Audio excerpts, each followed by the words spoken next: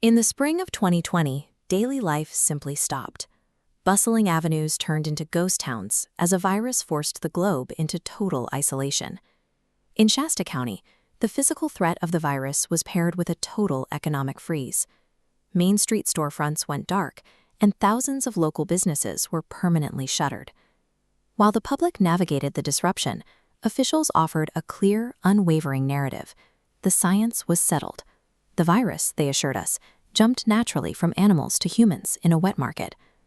On June 18, 2026, Director of National Intelligence Tulsi Gabbard disrupted that narrative, releasing a 400-page dossier of classified communications, memos, and intelligence briefings. These files allege that top health officials orchestrated a coordinated, multi-year effort to bury intelligence and actively mislead the American public. Before we dive into the documents, we want to thank Shasta Unfiltered for sponsoring this video. They are dedicated to bringing honest news and vital context to the North State. The primary focus of Gabbard's document dump is former NIAID Director Dr. Anthony Fauci.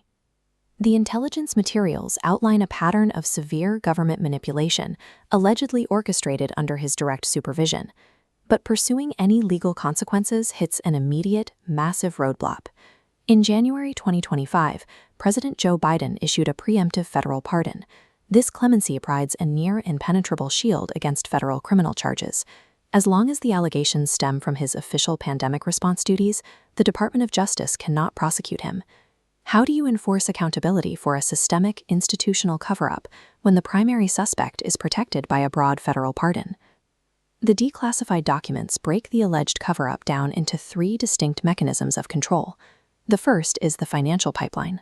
Internal emails indicate that the National Institute of Allergy and Infectious Diseases deliberately channeled millions of taxpayer dollars through a third-party organization known as the EcoHealth Alliance. This image shows the exterior of the Wuhan Institute of Virology in China, the final destination for those American funds. The money bankrolled high-risk gain-of-function research. This work was specifically designed to make bat coronaviruses more infectious to humans. By funding this precise type of engineering in a facility with known safety concerns, American tax dollars subsidized the exact conditions required for an accidental lab release.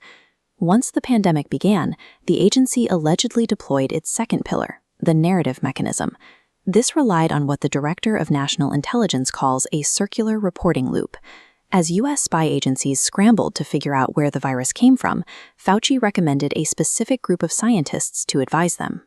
These were the same researchers whose work his agency was secretly funding.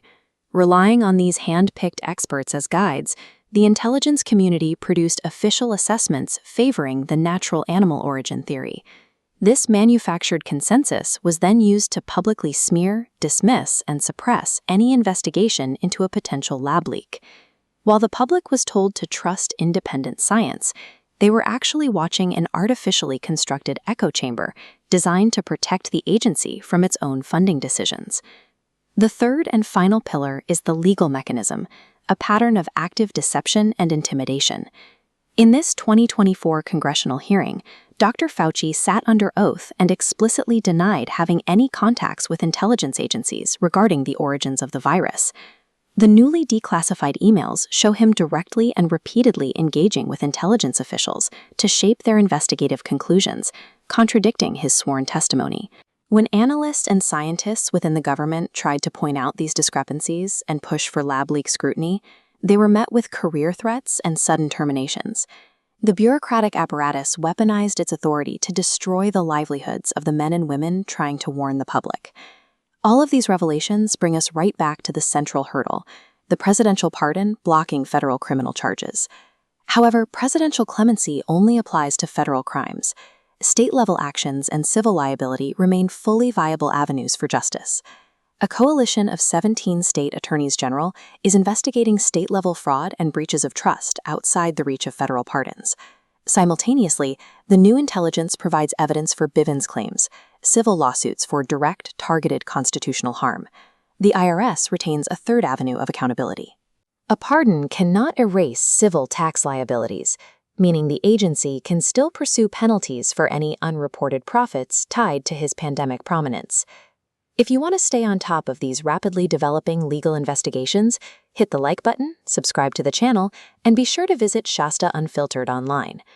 A federal pardon provides a temporary shield against the Department of Justice.